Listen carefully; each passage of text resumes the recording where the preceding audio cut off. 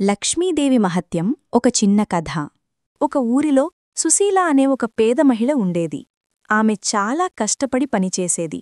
కాని ఎంత కష్టపడినా ఆమె జీవితం పేదరికంలోనే ఉండిపోయింది. ఆమె భర్త రోగంతో బాధపడుతున్నాడు. పిల్లలు పస్తులుండే పరిస్థితి. దీనితో సుశీల చాలా బాధపడేది. ఒకరోజు ఆమెకు ఒక ముసలి సాధువు కనిపించాడు. సుశీల ఆయనకు తన కష్టాలన్నీ చెప్పుకుంది. సాధువు ఆమె కష్టాలను విని జాలిపడి, అమ్మా, నువ్వు శుక్రవారం రోజున లక్ష్మీదేవిని పూజించు. భక్తి శ్రద్ధలతో పూజిస్తే నీకు తప్పకుండా మంచి జరుగుతుంది అని చెప్పి వెళ్ళిపోయాడు. సాధువు మాటలను నమ్మిన సుశీల అప్పటినుంచి ప్రతి శుక్రవారం ఉపవాసం ఉండి లక్ష్మీదేవిని పూజించడం మొదలుపెట్టింది. ఉన్నంతలో చిన్న దీపం వెలిగించి పూలు పెట్టి మనస్ఫూర్తిగా ప్రార్థించేది. కొన్ని రోజులు గడిచాయి. కాని ఆమె పరిస్థితిలో ఎలాంటి మార్పూ రాలేదు.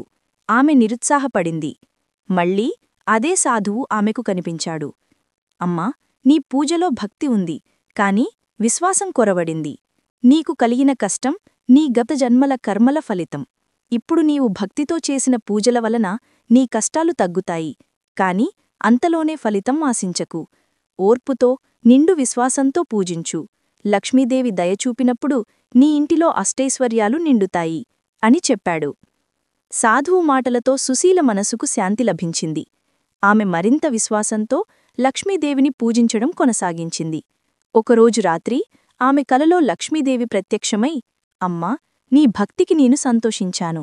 నీ ఇంటిలోని పాత బావిలో ఒక నిధి ఉంది. దానిని తీసుకుని నీ కష్టాలన్నీ తీర్చుకో అని చెప్పి అదృశ్యమయ్యింది. తెల్లవారుజామున సుశీల పరుగుపరుగున వెళ్లి పాతబావిని చూసింది. అందులో నిజంగానే ఒక పెద్ద బంగారు నిధి ఉంది. ఆ నిధితో ఆమె కష్టాలన్నీ తీరిపోయాయి. ఆమె భర్తకు మంచి వైద్యం చేయించి పిల్లులకు మంచి జీవితాన్ని ఇచ్చింది. అప్పటినుండి సుశీల లక్ష్మీదేవిని మరింత భక్తితో పూజించడం ప్రారంభించింది. ఆమె తనకున్న సంపదను ఇతరులకు సహాయం చేయడానికి ఉపయోగించింది.